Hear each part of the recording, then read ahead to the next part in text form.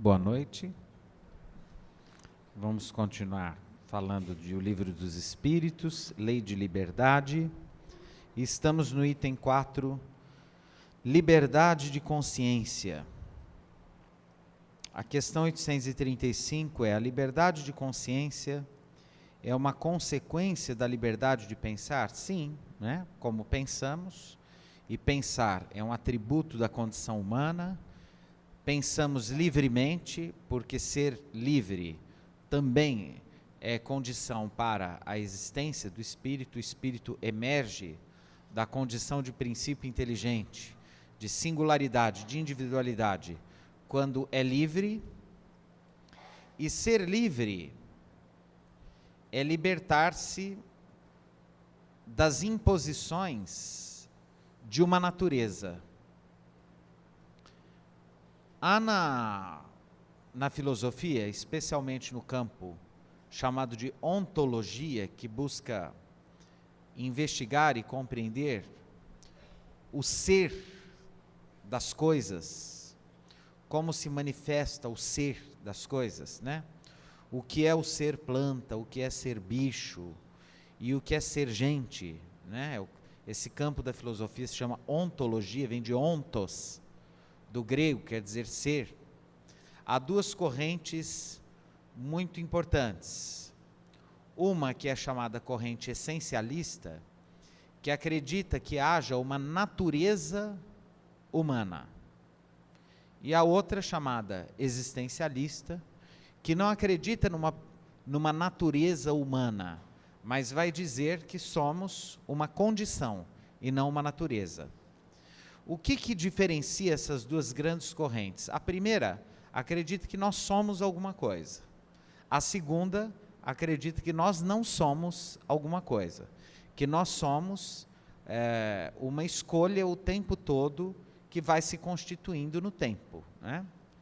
É muito comum se associar a palavra existencialismo ao ateísmo, principalmente porque o mais popular dos pensadores existencialistas foi um ateu, que foi o francês Jean-Paul Sartre.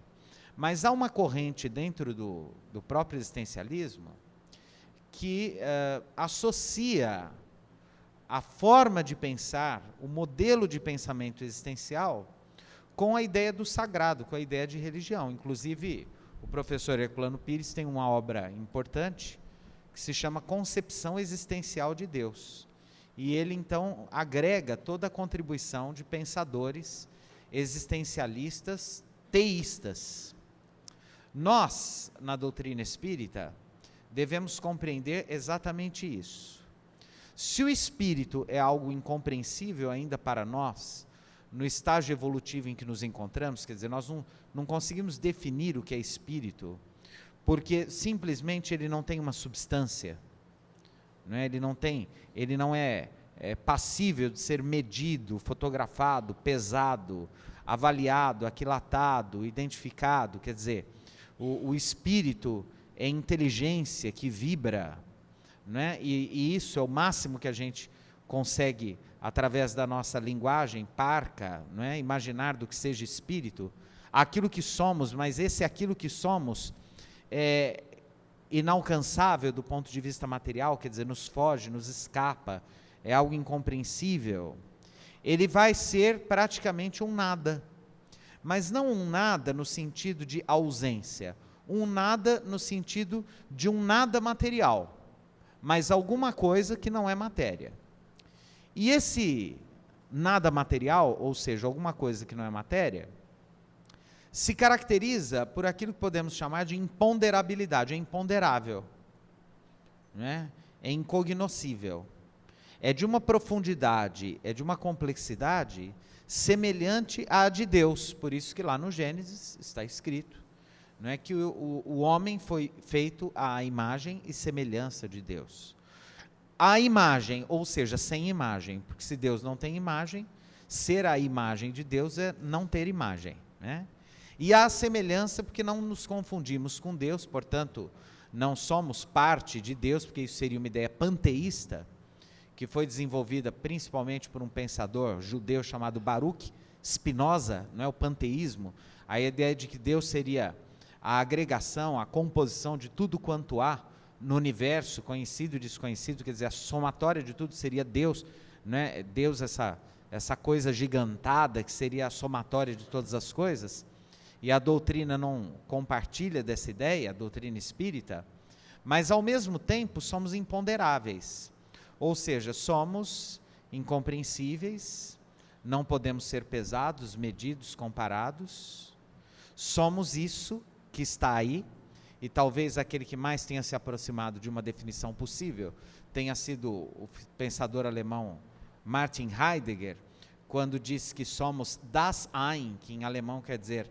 ser aí, das Ein, estamos aí no mundo, e esse estar aí é estar o tempo todo em jogo, porque nada nos determina. Então nós temos naturalmente um corpo, somos corpo, né? Pelo menos enquanto humanos, na condição de encarnados, nós somos corpo, e sendo corpo, precisamos ser cuidados como essas plantas, né? Se nós, por exemplo, pararmos de comer ou beber, nós vamos morrer. Por isso que o Heidegger fala muito do cuidado. O cuidado, ele é uma premissa para a existência do ser, né? Quando uma mulher está esperando um bebê, aliás, hoje principalmente, né, há muitos cuidados, exames pré-natais, etc. Olha, a senhora não pode comer isso, não pode comer aquilo, não pode nem ingerir nada que tenha adoçante, né, esses produtos dietéticos e tal, pode fazer mal para o bebê, não pode isso, não pode aquilo. Às vezes se dá até alguns suplementos, quer dizer, o cuidado já começou antes mesmo do bebê nascer, para que ele nasça em condições de existir, né? Aí nós nascemos e continuamos, tá, eu tenho fé. Tá, você pode ter fé, mas se você não almoçar, não jantar, não tomar banho, não tomar remédio, você vai desencarnar, e pelo menos enquanto você estiver encarnado, a sua fé não vai fazer você, né, o seu intestino funcionar, por exemplo. Né? Então, assim, o que é o cuidado? O cuidado é a experiência subjacente à existência do ser. Né? Então, nós somos seres do cuidado. Por isso que a gente dorme, acorda de manhã, escova os dentes, come, né? Alimenta, né? A gente se alimenta, toma água, faz atividade física, toma remédio quando o médico diz que é preciso tomar remédio, porque a gente não tem muito interesse em desencarnar. E a gente quer o máximo possível estar aqui. Né? O Chico Xavier dizia assim, olha, é tão difícil reencarnar, que já que a gente conseguiu, vamos aproveitar até o último momento. Né? E o Chico não gostava dessa ideia de desencarnar também, mesmo sendo médium, ele, né, assim, ele era um excelente paciente, ele cumpria a risco que os médicos, né, orientavam, né, porque ele queria viver muito, e viveu muito, viveu até 94 anos, né, com a saúde tão frágil durante a vida toda, e conseguiu chegar. Por quê? Porque é o cuidado, nós devemos ter esse cuidado com esse patrimônio que permite, pelo menos na condição de encarnados, que a gente exista no mundo. Então nós somos cuidado, fundamentalmente nós somos cuidado. Sendo cuidado, nós existimos no mundo. E existir no mundo é gozar dessa liberdade em que nós temos o tempo todo que fazer escolhas, né? E essas escolhas, às vezes são coerentes e às vezes são incoerentes. Com o quê? Com tudo, inclusive com os nossos desejos. Somos seres desejantes e por isso sofremos tanto. Por exemplo, no budismo, os budistas, e eu gosto muito disso neles, o Buda diz que nós só conseguimos a iluminação, nós só alcançamos a iluminação espiritual quando nos libertamos de todos os desejos. Né? O que é o Nirvana? É a libertação de todos os desejos, inclusive com a tentativa de libertação de todos os pensamentos. Ou seja, é atingir esse nada que nós somos, essa luz absoluta, não é, que somos, que seria, não é, esse núcleo imaterial de nossa singularidade. No entanto, nós ainda não conseguimos não pensar e não desejar. E todas as vezes que nós precisamos realizar o desejo para encontrar harmonia, nós estamos reféns de nossos próprios desejos. Por isso que me chamou a atenção, na leitura que o Cabral fez, de uma frase da lição do Emmanuel, que diz assim, que aonde quer que a gente vá, é possível levar a esperança. E é verdade. Levar a esperança. No entanto, a nossa esperança, a esperança do espírita, deve ser diferente da esperança comum, da esperança vulgar, da esperança banal, da esperança precária. Eu gosto muito dessa expressão. O ser humano em geral vive, o ser humano principalmente o que pensa pouco, tem pessoas que passam pela vida e não pensam, né? Nascem, vivem, morrem sem nunca ter pensado assim. Pensado no sentido de, né? Eu estou sendo compreensível ou não? Você não pensa. Pensar é uma atividade cada dia mais rara. Pensar, né? Em geral, nós nos interrogamos, mas nós não nos questionamos sobre as coisas. Ué, mas espera aí, não estou entendendo. Qual a diferença entre questões e interrogações? Há um pensador francês chamado Jean Baudrillard, que faz essa diferença, e é muito bonita essa diferença. O que é uma interrogação? Uma interrogação é uma pergunta precária, pobre, dessas que a gente faz o dia inteiro. Por exemplo, gente, será que vai chover hoje? Garanto que muita gente ficou pensando nisso o dia todo hoje. Vai ou não chover? Alguns até entraram na internet para ver a previsão do tempo. E pode ser que chova ou não, porque isso não depende nem do nosso desejo, nem do nosso pensamento. Fala, mas se a gente fizer uma reza forte aqui no centro hoje, a vibração daquelas, chamam uns médium bom mesmo, faz chover? Depende. Se Deus quiser, faz. Se Ele não quiser, não faz. Então, assim, isso não é uma questão, isso é uma interrogação, porque não tem como responder. Pode ser que sim, pode ser que não. Se eu pergunto, por exemplo, sei lá, quem que vai ganhar uma eleição? É uma interrogação, né? Deus existe ou Deus não existe? Há vida ou não há vida depois da morte? Isso tudo são interrogações vazias, precárias. Nós passamos o dia, a semana, às vezes a vida, perdidos em interrogações que não nos levam a nada e absolutamente precárias. Como aquelas conversas de elevador, sabe? Quando a gente encontra alguém no elevador, né, que fica aquela situação de silêncio incômodo, que a gente fala, bom dia, pessoal, bom dia. Quente, né? Aham. Agora começa, né? Ixi. Principalmente Ribeirão. Ribeirão é fogo. É aquela conversa que sai do nada e vai pro... Tem gente que passa a vida assim. Almoçou? Aham. Tem gente que nem fala, tem gente que fala assim... Daqui a pouco a gente vai virar bicho, vai rosnar. Questões são diferentes. O que são questões? Por exemplo, Deus existe ou não existe? Isso é uma interrogação. Quando eu já começo a indagar, por exemplo, né? Que elementos podem ou não me conduzir à crença na existência de Deus? Eu já mudei, ó. De que forma a filosofia ou a ciência podem me levar à crença na existência de Deus? Eu já transformei uma mera interrogação numa questão, eu fui além, ó. Os espíritos existem ou não? Isso é uma interrogação. Mas se eu disser, a crença na imortalidade da alma pode trazer que consequências morais para a experiência humana? Então, eu transformei uma mera interrogação numa questão. Então, as questões, hoje elas são muito raras na experiência humana.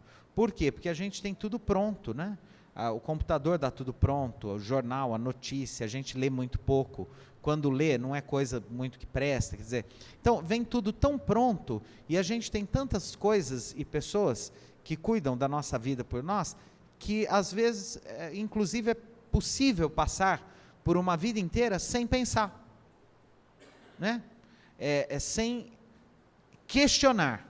Então a gente se perde, às vezes, uma vida em meras interrogações.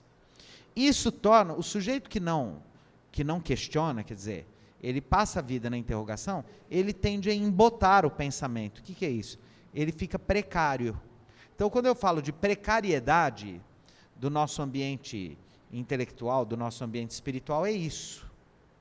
A esperança vulgar, ela é precária. A esperança vulgar, ela é precária no sentido de que ela atende aos desejos imediatos. E o que eu vou falar aqui é muito desconfortável, muito difícil e muito incômodo. O que é a esperança vulgar, a esperança banal? É aquela que acredita mesmo, por exemplo, que se eu tiver muita esperança, fé e força de pensamento, eu vou ter aquilo que eu quero na hora que eu quiser. Então vamos supor que eu tenho um parente no hospital, morre ou não morre. E aí a gente fala, mas é preciso ter esperança. Né? Num sentido vulgar, seria, é preciso esperar que uma ação divina, ou né, a ordem natural das coisas, faça com que aquela pessoa se cure, saia do hospital, seja feliz e etc. Só que para nós espíritas, nós sabemos há muito tempo que nem sempre isso é o melhor para aquele espírito que está ali, inclusive para nós. Que às vezes, inclusive no nosso planejamento reencarnatório, o melhor que pode acontecer é perder aquela pessoa. Pode ser que, inclusive, no planejamento reencarnatório daquela criatura esteja previsto um sofrimento aí de 10, 15 anos. E que se algo acontecer que impeça isso, vai ser muito ruim para aquele espírito. Então, é muito difícil ter uma esperança espírita, porque a esperança espírita, ela não se vincula ao desejo, mas ela está ligada à serenidade. E o que é a serenidade? A serenidade é um espírito de total aceitação diante daquilo que nós não temos poder para mudar. Então, por mais terrível que pareça, o espírita, quando visita um doente e tal, ele ora pela cura, mas a cura pode ser a desencarnação. Ele ora para que os espíritos encontrem um ambiente propício para aquele fenômeno, aquela experiência que for necessária que aconteça da maneira mais iluminada, mais calma e mais tranquila possível. Por isso que eu estou falando que é difícil ser espírita. Porque é mais fácil acreditar, por exemplo, num Deus que barganha com a gente, em relação aos nossos desejos, né? As promessas, olha, eu prometo que eu vou ser bonzinho, em troca o senhor me dá a cura desse câncer. Eu prometo que eu vou ser bonzinho, em troca, o senhor faz o meu cunhado ficar mais simpático comigo. Olha, eu prometo que eu vou ser bonzinho, em troca o senhor me arruma um emprego. Eu prometo que eu vou ser bonzinho, e em troca, aquele problema que está difícil, o senhor resolve para mim.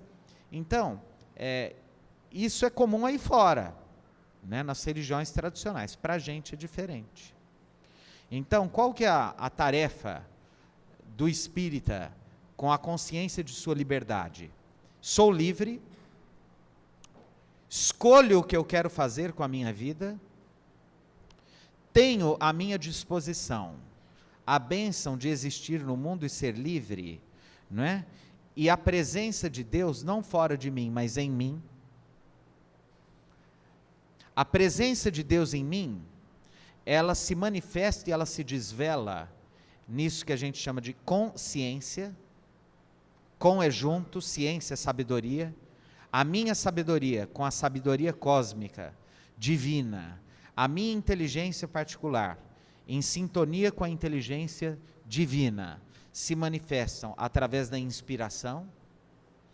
Eu consigo isso através do mecanismo da prece e dos bons pensamentos, e principalmente do desejo de acertar, e principalmente da coragem, inclusive, de dizer não aos próprios desejos, uma vez que somos livres.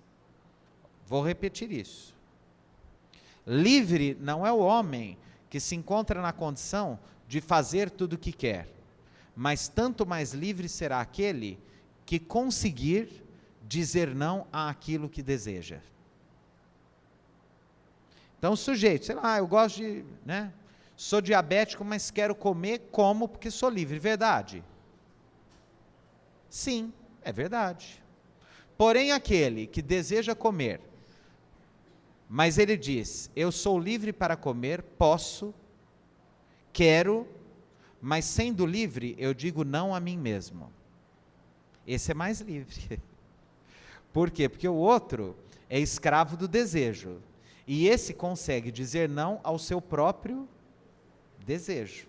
Então, esse que a princípio, teoricamente, seria alguém que se recalca, ele é mais livre. Ele é mais livre, dizendo não àquilo que deseja, dentro de um projeto de existência, porque se o outro também fala, olha, eu até consigo dizer não, mas não quero e pago o preço, esse é livre mesmo, e ele tem inclusive direito. Aliás, esses dias, evidentemente, a gente precisa tomar muito cuidado, porque nem todo mundo entende o que a gente fala, Esses dias, eu conversando com uma pessoa, e essa pessoa estava muito preocupada, porque tinha um parente que desencarnou, e era fumante, foi fumante a vida inteira, fumou muito, e ele sempre quis muito parar de fumar, mas nunca quis o suficiente para realmente parar, e etc e tal, E aí ela me contava, mas fulano, olha, ele era uma pessoa maravilhosa, ele foi um profissional maravilhoso, um amigo, que todo mundo que precisava era ele que as pessoas procuravam, porque ele era um amigo fantástico. Como marido, imagine o homem mais maravilhoso que você pode imaginar. Pai, então, só deu bons exemplos de trabalho, de dignidade, etc e tal, e coisa, nunca falou mal de ninguém, um cara perfeito, bom cidadão, fazia lá suas preces, ajudava os pobres, mas ele fumava.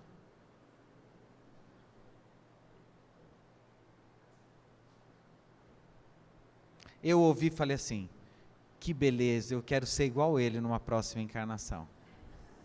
O dia que o meu único problema for fumar, está maravilhoso.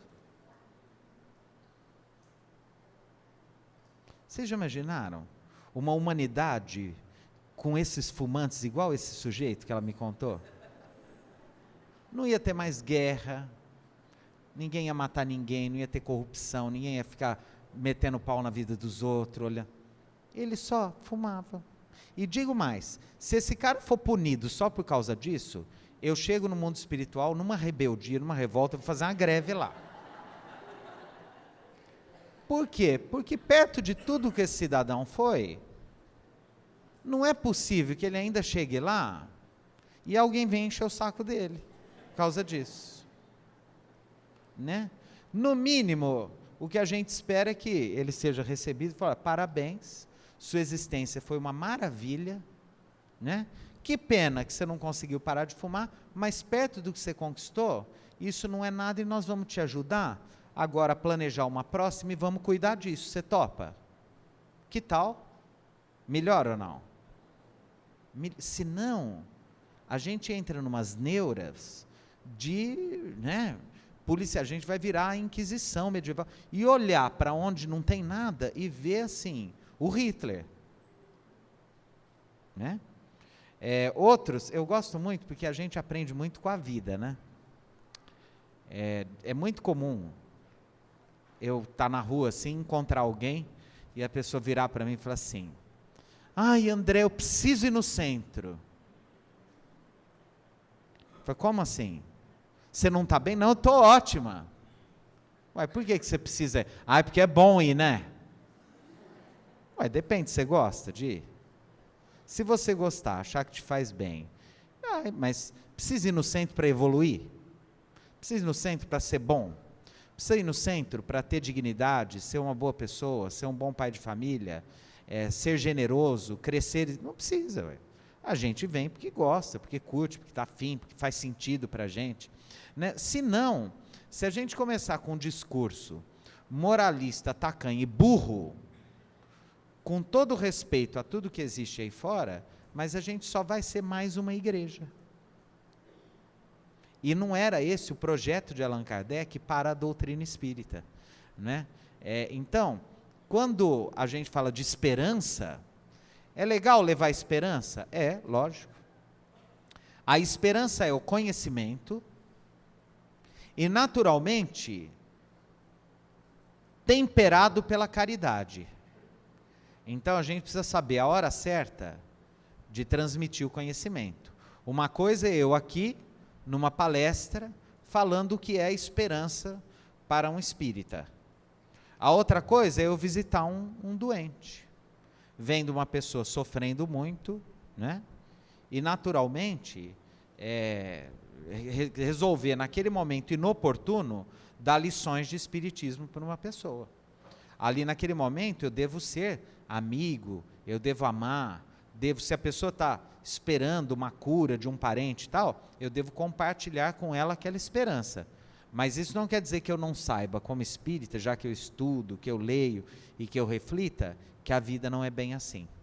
Mas isso também não me dá o direito de ser inadequado visitando alguém que naquele momento precisa dessa esperança banal mesmo, né? Às vezes o que a gente quer, o que a gente precisa é de se enganar para sobreviver. Por isso que a gente reencarna. Porque evoluir lá no mundo espiritual seria muito doloroso. Jesus, ao projetar o planeta Terra para que a gente reencarnasse aqui, e refletindo a mente divina, os pensamentos divinos do Criador, nos dotou dessa possibilidade de vir de tempos em tempos aqui, mergulhar no mundo das formas da reencarnação, como uma anestesia de nossas culpas. Então, quando a gente reencarna, é uma maravilha. Por quê? Porque a gente vem novinho em folha, bebezinho, colinho, papai, mamãe, né, e etc e tal, e papinha. Agora tem escolinha, tem natação, tem balé. O povo mais antigo sofreu mais. Hoje é tudo mais fácil, né? Pelo menos para o pessoal mais ou menos que já tem essa condição, né? Aí a gente aprende a amar o inimigo do passado, aquele assassino desgraçado que a gente queria esganar lá no mundo espiritual, a gente vem e ama porque é o vovô querido, e a gente vai para o colo dele, e ele que abomina a gente, pega a gente no colo e fala, ai, minha vida é essa criança. Há 300 anos ele estava colocando um exército para me matar. Agora eu sou o netinho. Então a reencarnação é uma maravilha, é uma bênção, porque nos dá a possibilidade de anestesiar o centro de memória, fazer outras escolhas, só baseados agora no amor, só baseados no amor, na afinidade, naquilo que a gente aprende, não é? Estudando, etc. E naturalmente levando a esperança. Essa esperança que a gente quer que envolva nesse momento todos nós, né? Essa esperança transformada em serenidade, em sabedoria, espírito de aceitação, né? Iluminação. Inclusive para que quando a gente precise levar aquela esperança mais docinha e banal, que a gente chama de caridade, nos momentos de dor, a gente tenha inspiração para isso. E que Jesus continue a nos abençoar, hoje e sempre.